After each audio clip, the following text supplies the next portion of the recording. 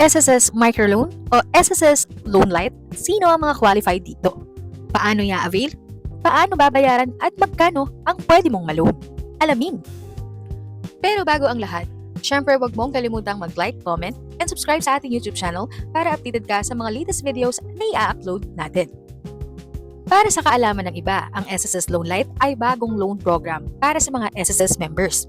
Ang Loan Light ay i-implement via partner banks o financial institution at maa-avail natin ito sa pag-a-apply to partner banks ng SSS.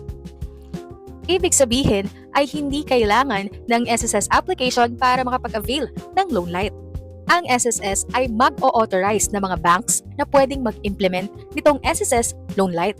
Ito ay isang paraan para magbigay tulong ng cash assistance katulong ang mga partner banks, mabilis ang release at walang masyadang requirements na kailangan. Mga qualified sa Microloan Light. Isa ay lahat ng eligible members dapat ay may at least 12 months contribution sa SSS. Hindi kailangan active basta may 12 months contribution sa SSS ay pwede kang makapag-loan. Pangalawa, kailangan ng account sa bank at dapat ay enrolled sa kanilang online facility. Yung account sa bank na partner bank ng SSS. Magkano naman ang pwedeng mahiram? Ang minimum po is 1,000 at ang maximum ay 20,000 pesos. Depende sa contribution. Mas mataas ang hulog mo, mas mataas ang maa-avail sa pag-loan.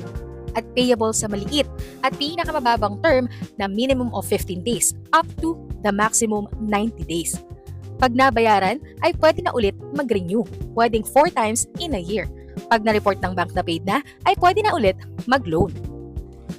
Paalala, ang mga member na may retirement claim ay hindi pwedeng mag-loan sa Loan Light. May age required.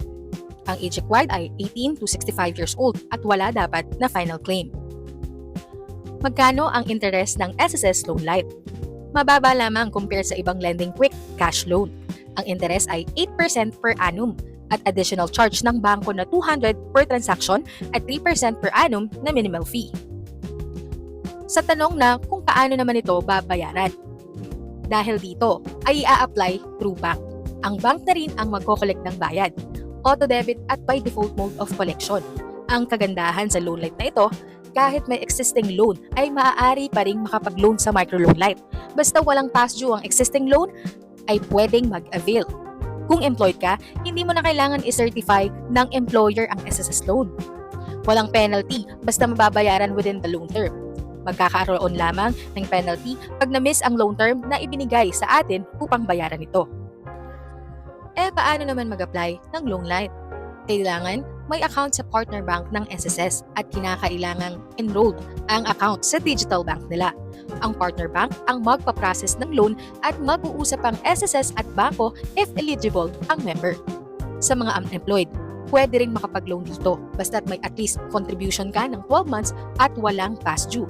Sa mga may ongoing condonation, ay hindi pwedeng makapag-loan sa SSS Loan Light. Kailangan na i-fully pay at mag-intay ng 3 months bago makapag-avail ng SSS Loan Light.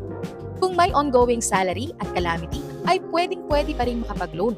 Basta walang past due at nakakapagbayad sa tamang oras ay pwede kang makapag-apply.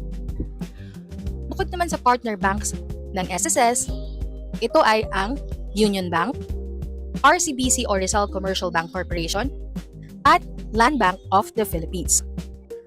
Kung may mga ibang katanungan pa kayo ay mag-comment lang dito sa ating comment section at sasagutin natin sa abot ng ating makakaya ang inyong mga katanungan. Thank you guys for watching my videos and for more information, please like, comment, and subscribe. Bye!